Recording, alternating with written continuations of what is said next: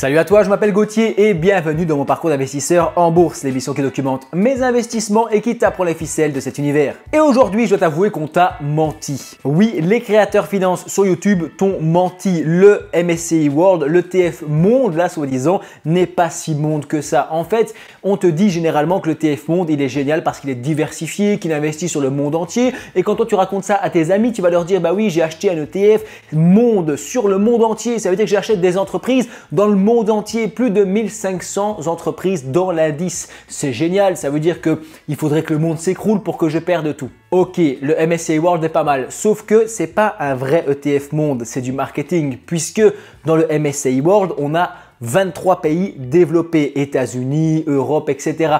Et on ignore complètement le Brésil, la Chine, l'Inde, etc. Des puissances mondiales qui sont réputées comme des pays émergents et qui sont donc exclus de l'MSCI World classique. J'en perds mes mots.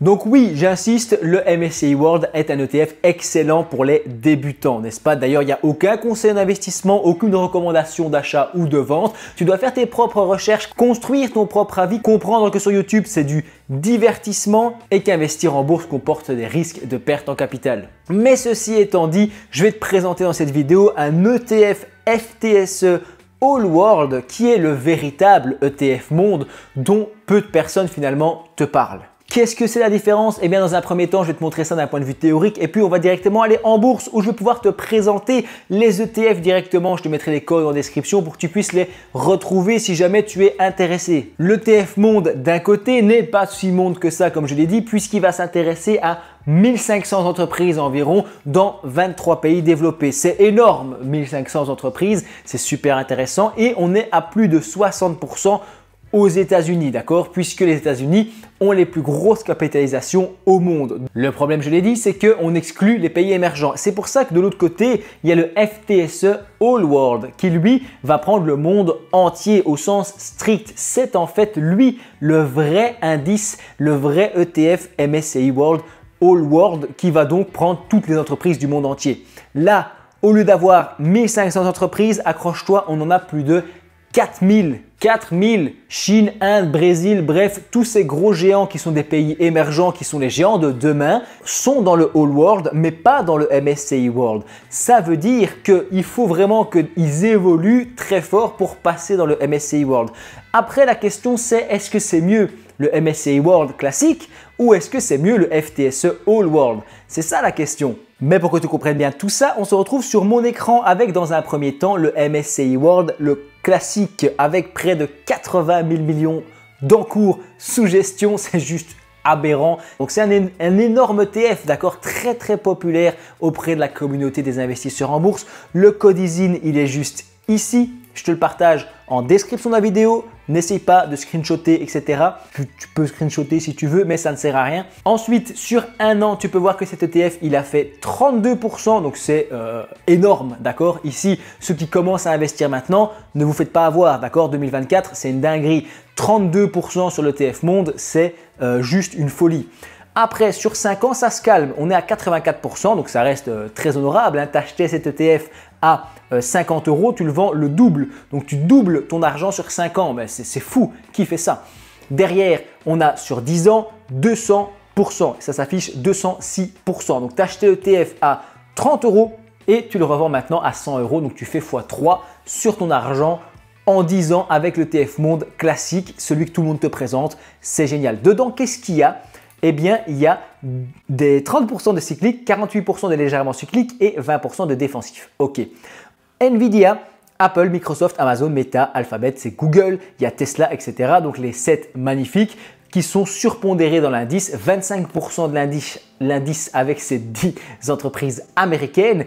Ensuite, si je reviens ici, je peux te montrer qu'on a une note Morningstar, c'est un organisme qui note les placements de 5 sur 5, c'est un organisme fiable, très correct, moi en tout cas je respecte et quand je vois 5 étoiles, c'est encourageant. Physique capitalisant, principalement Amérique du Nord malheureusement et on a 20%, 0,20 pardon, de TER, de Total Expense Ratio, c'est-à-dire les frais que tu vas payer par an du montant de ton investissement. Si tu investis 10 000, tu vas payer, je crois que c'est 20 € du coup. On va aller voir ça dans les documents d'information que je vais t'afficher juste ici. On est chez iShares, ce document est essentiel. On te dit que sur une échelle de risque de 1 à 7, on est à un risque 4. Ça veut dire que c'est un placement qui est peu risqué, dans le sens où les 1 et 2 et 3, c'est vraiment les obligations et les trucs très peu risqués. Et dans les 6 et 7, c'est des trucs extrêmement risqués. Donc 4, on est vraiment classique. Oui, tu vas avoir de la performance et oui, tu peux avoir des petites baisses, mais ça reste relativement stable. Quoique, si tu investis 10 000 $, on te fait une analyse ici basée sur des performances passées, donc ça ne sort pas du chapeau. On a 3 000 €, 3 300 $ qui te resteraient sur les 10 000 s'il y a un mauvais scénario, que tout se passe très mal dans l'économie mondiale.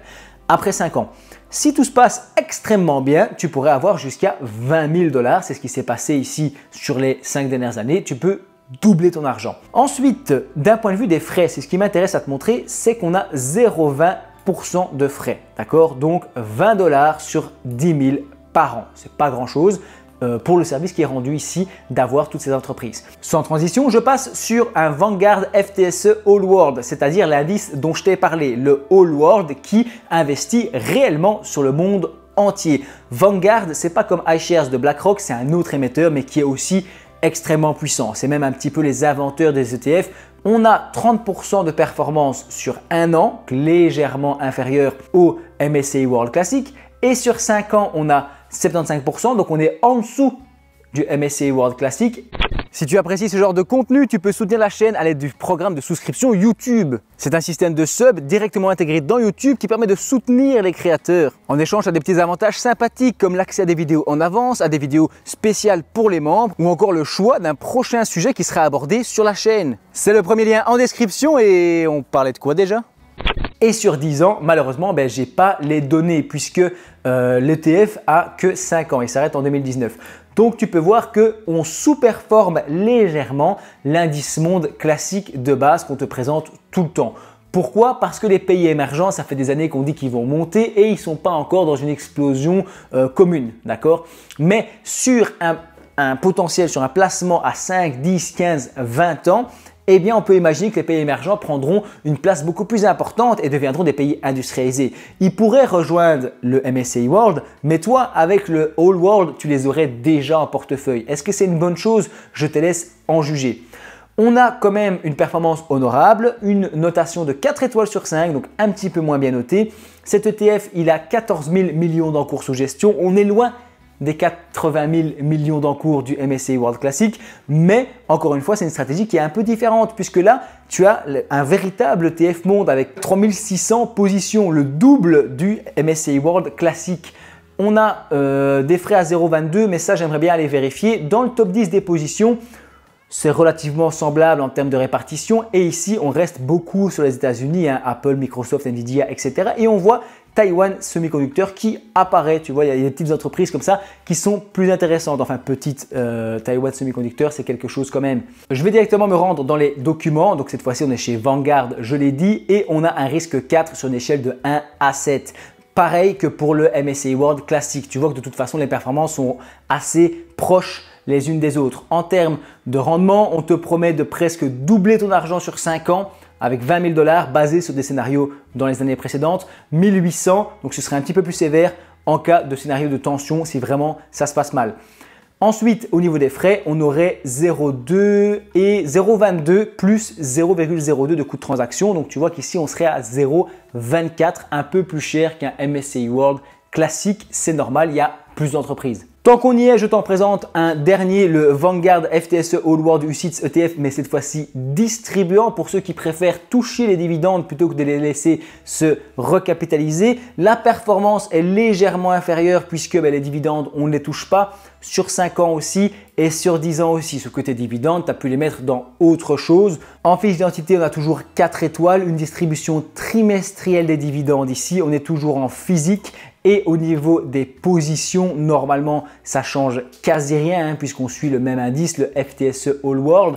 Et au niveau des documents d'information, on retourne chez Vanguard. Il nous dit un risque 4 sur une échelle de 1 à 7, ça ne change pas. Au niveau des gains potentiels, là aussi, on est très semblable. Et pour ce qui est des frais, par contre, on est à 0,22 plus 0,02, 0,24. Donc c'est identique à celui qu'il y avait juste avant. Je te mets tous les codes ISIN en description si tu veux retrouver ces ETF ou faire des recherches supplémentaires par toi-même. Tu l'as compris donc dans cette vidéo, en fait le MSCI World conviendra peut-être plus à des personnes qui sont classiques, qui veulent investir basiquement, des gens qui sont plus débutants ou des investisseurs passifs qui ne veulent pas toujours aller vérifier ce qui se passe ou qui ont moins de conviction sur l'avenir, sur les pays émergents. Donc la force tranquille, la stabilité, ça va être plutôt le TF Monde, d'accord, même s'il y a toujours des risques de perte. De l'autre côté, tu vas avoir le All World qui lui pourrait proposer un rendement supérieur à long terme avec les pays émergents et les autres pays qui sont dedans. Par conviction, tu te dis, dans le All World, j'investis vraiment dans le monde entier. Tu vois, il y a beaucoup plus d'entreprises. Je suis vraiment pas de limitation de pays, contrairement à ce qu'il y a dans le MSCI World de base où c'est que les pays développés. Tu investis déjà sur un ETF pays émergent plus un ETF World. Peut-être que là, ça a moins de sens. Encore une fois, à toi d'en juger. Dis-nous en commentaire ce que tu as pensé de ce débat. Dis-nous ce que toi tu ferais. Est-ce que tu resterais sur le World classique, passer sur les pays émergents, avoir le MSTSE All World? Tout ça nous intéresse pour faire avancer le débat. N'hésite pas à t'abonner au passage, à visionner la vidéo qui s'affiche à l'écran. Et moi, je te dis merci d'avoir regardé celle-ci jusqu'au bout. You're giving me wings.